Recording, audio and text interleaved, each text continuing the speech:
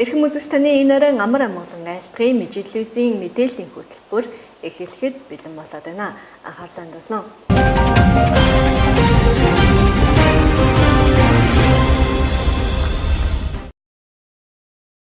Мал амьтны эрүүл мэндийн тухай хууль болон малын генетикийн нөөцийн тухай хууль 2018 оны 6 дугаар сарын 1-ний өдрөөс эхлэн хүчин төгөлдөр хэрэгжиж байгаа лээ.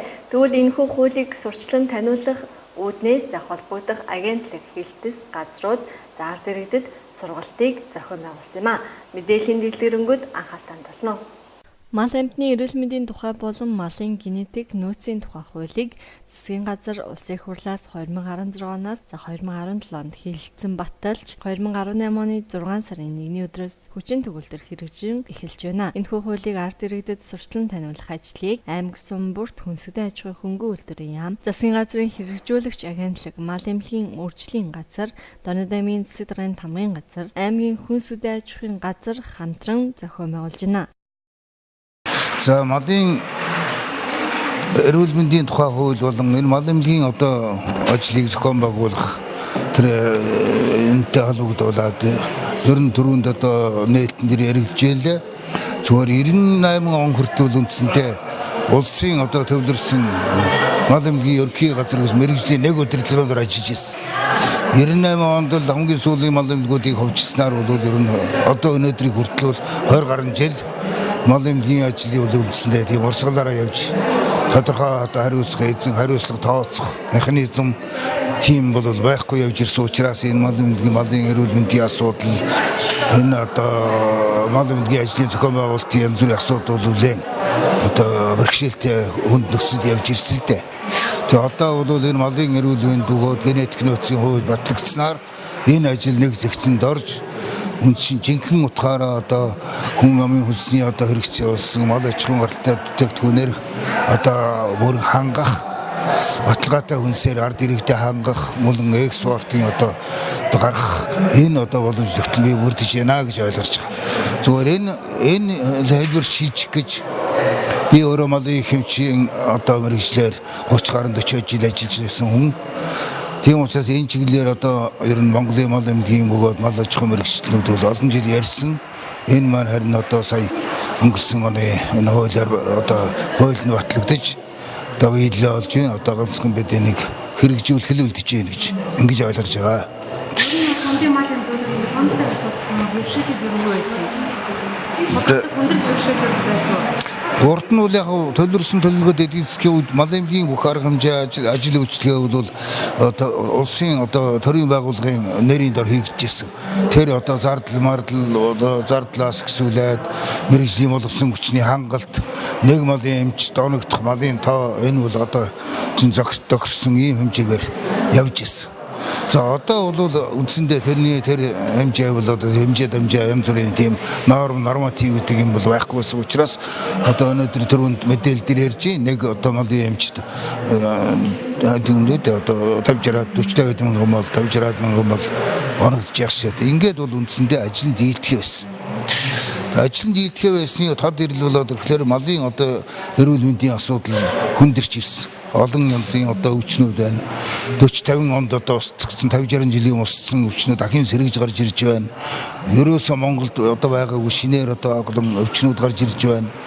Тэрнийг онцлох өгөөд эмчлэх энэ асуудалтай холбогдуулаад мэргэжлийн болсон хүчний мэдлэг боловсролыг дээшлүүлэх энэ ажил бас хоцрогдож ирсэн.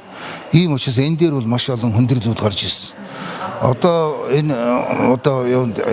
ч ясан энэ хүндрэл бол зохих хэмжээгээр бас зөв үйлдвэрлэлд орох байхаа гэж би найдаж байгаа. Хамгийн гол нь мэргэжилтэй боловсон хүчний бэлтгэх, тэрний мэргэжил дээшлүүлэх, орчин үеийн шинжлэх ухааны ололтыг үйлдвэрлэлдээ хэрэгжүүлэх, тэрийг олж нэвтрүүлэх хэмжлэнгийн олон чухал асуудлууд бол тулгарч байна да. 1926 оноос хойш хугацаанд Монголын нийт мал сүргийн 22 орчим хувийг богдмал эзэлдэг байсан бол 2004 оноос хойш огцон буурсаар 2015 онд 13% хүрсэн байна. Үүнтэй уялдаад дотоод гадаадын зах зээлд эрэлт ихтэй бодийн мах, түүний дайвар бүтээгдэхүүн нийлүүлэлтийн нөөц төдий хэмжээгээр багасж, мах, сүний импорт өсч, гадаад зах зээл рүү ихээхэн хэмжээний валют урссаар байна. Дээрх нөхцөл байдал нь мал аж ахуйн үйлдвэрлэлийн зарим харилцааны эргэцэн орчинд тодорхой болгон хуульчлах, шинжлэх шаардлага бий болгожээ. Монгол мал нь их газрын эрсдэс уур амьсгалын хатуу ширүүнд дасан зогсож, байгалийн шалгарлыг мянган жилээр даван туулж ирсэн өвөрмөц шинжтэй биологийн болон генетикийн нөөцийн хувьд дахин давтагдшгүй үнцэнтэй үндэсний генетик нөөц юм а. Иймд малын генетик нөөцийн талаар баримталж буй дэлхийн нийтийн хөгжлийн хандлага, үзэл баримтлалын өөрчлөлт, нийгмийн эрэлт хэрэгцээтэй уялдан Монгол улсын олон гэрээ бусад хууль тогтоомжид нийлүүлэн малын удмын сан, эрүүл мэндийг хамгаалах тухай хуулийн малын удмын сан хамгаалахтай холбоотой зохицуулж байсан харилцааны хамрах хүрээг өргөтгөж, нэрийг нь өөрчилж тодорхой бие даасан хуулиар зохицуулахаар хуулийн төслийг боловсруулсан байна. Манай нутаг дэвсгэр дээр бол арай нэг манай яг өөрийн оршин байгаа баг дээр бол гараагүй. Аймгийн төвөөс ийш тийшээ хэдэн километрт бол шүлхий гарлал гэдэг, бом гарлал гэж дуулж яадаг. Манайханд бол яг тийм үеийнхэнд бол гарсан юм байхгүй байна. Ер нь малчд өөртөө нөгөө малаа элийн хэмжээс үржиж сэргийлэх арга хэмжээ авах боломж хэрэг. Одоо яг өөрсөндөө бол яг тийм хувийн боломж байхгүй шүү дээ. Өөрснөө одоо эм тарай хийх боломж байхгүй, өөрснөө юм зогсож хийж чадахгүй. Тэгээ заавал мал эмнэлгийн үйл харах, үр дүн харах болохоор мал эмнэлэг малчин биднэрт заавал эмч биднэрт заавал шаардлагатай. Төр маань одоо малаа жахан малчин хоёроо харах гэж байгаа юм байна гэж одоо би ойлгож энд л их баяртай байна. Ингээд одоо төр маань малчин хоёроо жахан мэддэг хардаг болвол их сайн байна. Социализм үед малын чинь 25 сая төгрөгнө гэж 750 төгрөг чадаагүй. Тэгвэл одоо энэ арчилгарсан сууч мал маань одоо 60 сая болчихлоо. Одоо газар нутгаар л одоо цаашны хөндөөх зарах ингээд одоо газар нутгийн өвдөхөөс мал дээр харж байгаа хамгаалж байгаа байдгүй. Тэгэхээр энэнд бол одоо би их баяртай байна.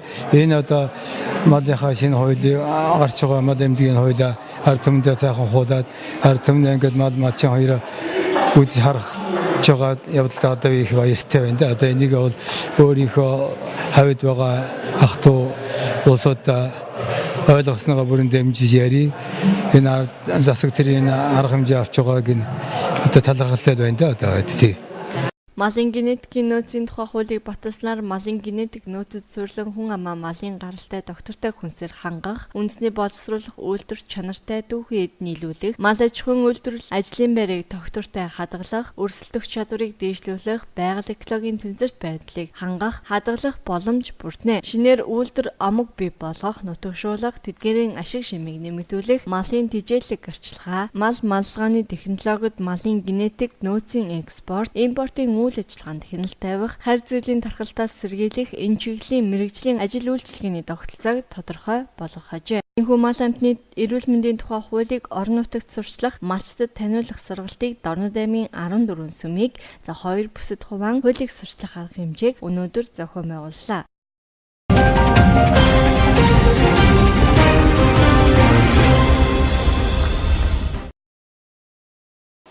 Мэдээ үргэлжлэн хурж байна. Дараагийн мэдээ Дорнод аймгийн ерөнхий боловсролын сургуулиудын 12 дугаар ангийг төгсөж буй төгсөгчид нэрт зохиолч төрийн 3 удаагийн шагналт академич Цэндийн дамдын сүрэнгийн хөршөөнд цэцэг өргөж за хүндэтгэл үзүүлсэн байна. Мэдээллийн дэлгэрэнгүй анхаарлаа хандуулна. Дорнод аймгийн Мотод сумын харьяат нэрт соён гэгэрлэгч академич төрийн 3 удаагийн шагналт ардын уран зохиолч Цэндийн дамдын сүрэнгийн мэндэлсний 110 жилийн аг огтож мөн их хэл түүх соёл болон за өөрийн нутгаас түрэн гарсан нэрт зохиолчдын намтар уран бүтээлийг таниулах үүднээс аймгийн засаг даргын 2017 оны А202 тоот захирамжийн дагуу энэ хичээлийн жилээс 9-р сарын 1 6 дугаар сарын 1-ний ерөнхий боловсролын сургуулийн 12 дугаар ангийн төгсөгчдийн төгсөлтийн баяртай холбогдуулан ажилд 3 үе шаттай дамдын сүрэнгийн хөшөөнд хүндэтгэл үзүүлж цэцэг өргөх ёслолыг зохион байгуулж байна. яг одоо ерөнхий олон сургуулийн сургуулийн 12 дугаар анги төгсөгчд болоод 1-р ангид сургуульд элсэн суралцж байгаа 1-р ангийн сурагчид мөн одоо бага боловсролыг эзэмшиж төгсөж байгаа 5 дугаар ангийн сурагчдад одоо их түүх хэл соёлоос суралцах нутгийн одоо нэрт дуран зохиолч, академич, соён гэгэрүүлэгч, төрийн 3 удаагийн шагналт одоо Дамдын сүрэнгийн намтар уран бүтээлтэй танилцах, зохиол бүтээлээс нь одоо суралцах ийм одоо олон талын ач холбогдлыг агуулсан энэ зохион байгуулалтын арга хэмжээг аймгийн засаг даргын 2017 оны 202 тооц захирамжаар бид нар одоо 9 сарын 1, 6 сарын 1 за мөн 12 дугаар ангийн төгсөгчдийг яг энэ төгсөг босгон дээр нэгсэн ийм 3 үе шаттайгаар зохион байгуулж явж байгаа. Энэ хичээлийн жилээс эхлээд тэгээ энэ жил манай ерөнхий олон сургуулийн сургуулийн 12 дугаар ангийн нийтдээ одоо 46 бүлгээр нийт 18 сургуулийн 46 бүлгээр 1087 төгсөгчд маань 12 дугаар ангиа төгсөж байгаа. Тэгэхээр энэ төгсөгчд маань ямар ч хэлсэн ерөнхий эрдмийнхээ боловсролыг эзэмшээд одоо дараагийн алхмын мэргэжил сонгох ихтэй сургуульд суралцахаа зарин явахынхаа энэ одоо өмнөхөн Дамдын сүрэнгийнхаа өгшөөнд одоо хүндэтгэл үзүүлж зохиол бүтээлтэй танилцаж тийм ээ одоо төрөх нутгаараа бахархах ийм одоо бахаж гисэн хүмүүж төлөвшлийг олох зорилготой энэ ажлыг зохион байгуулж байгаа.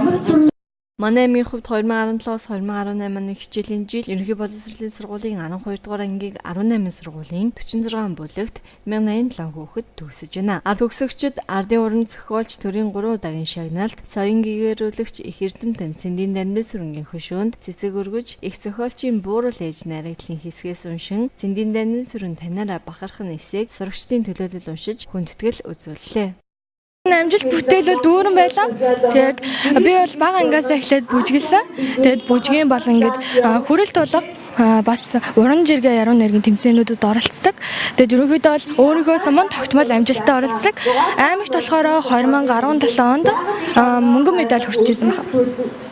За ингээд энэ жил төгсөж байгаа бүх сурагчид болон эрдэмтэн багш нартаа зориулаад та бүхэндээ хайртай шүү. Тэгээд бас амжилттай төгсөөд бүх сурагчид маань хүссэн сургууль аваад бас багшны маань ажил үйлс нь үлзийтэй сайхан баг болтугай гэж өрөөлөөр. Манай аймгийн хувьд бахархаж дуурайх олон эрдэмтэн зохиолч, яруу найрагчтай аймаг үлээ. Ерөнхий боловсролын сургуулийн сурагчдад орнод нутгаас төрөн гарсан эрдэмтэн зохиолчдын намтар уран бүтээлийг сурчлан таниулах, их хэл түүх соёлоо өвлүүлэн үлдээх олон ажил хийж байгаагийн нэг нь энэхүү цэцэг өргөх хүндэтгэлийн ёслол байлаа. Их хэлээ дээдлийн үндэсний бичиг үсгийн баяраар 1-р ангийн сурагчид Дамдын сүрэнгийн хөшөөнд цэцэг өргөсөн бол өнөөдөр ерөнхий боловсролын сургуулийн 12 дугаар ангийн төгсөгчид цэцэг өргөж хүндэтгэл үзүүллээ.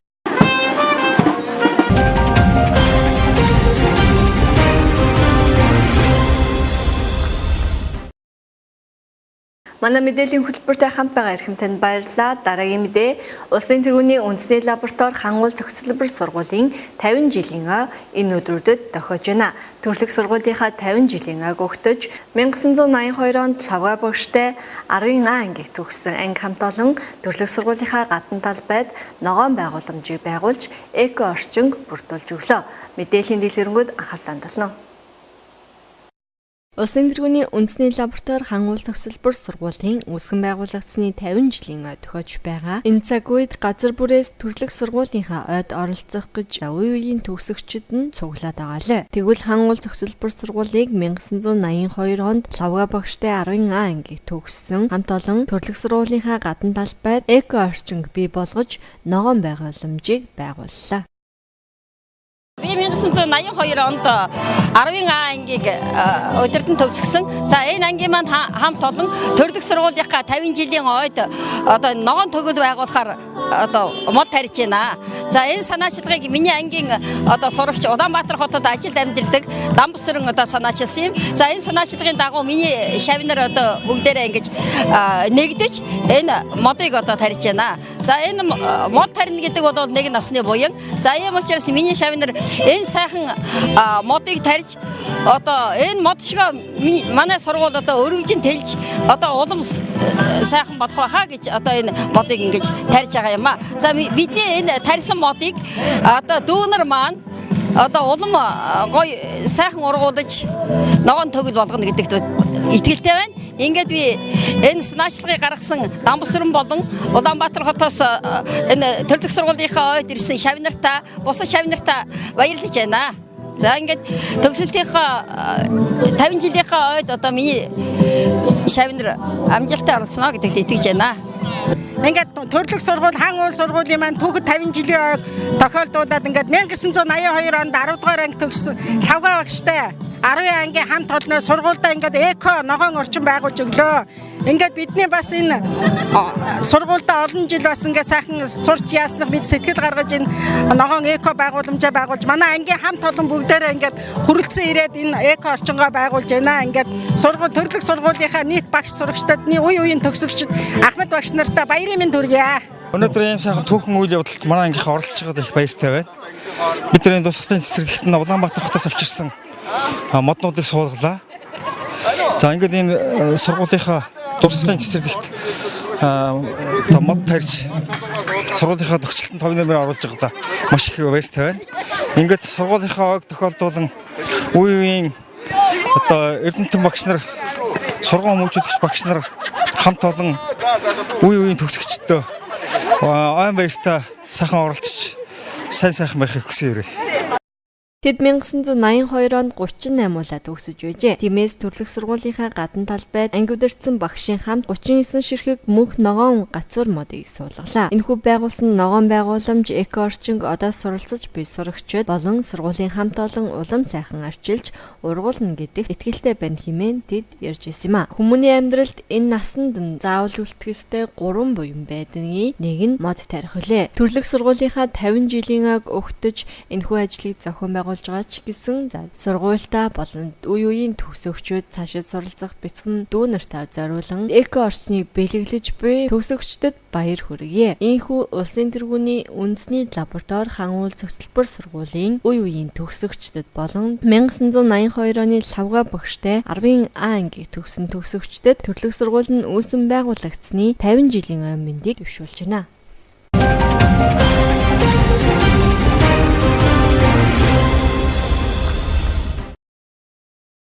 Эрхэм үзэгчдээ бидний бэлтгэсэн мэдээллийн хөтөлбөр энд хүрээд өндөрлөж байна.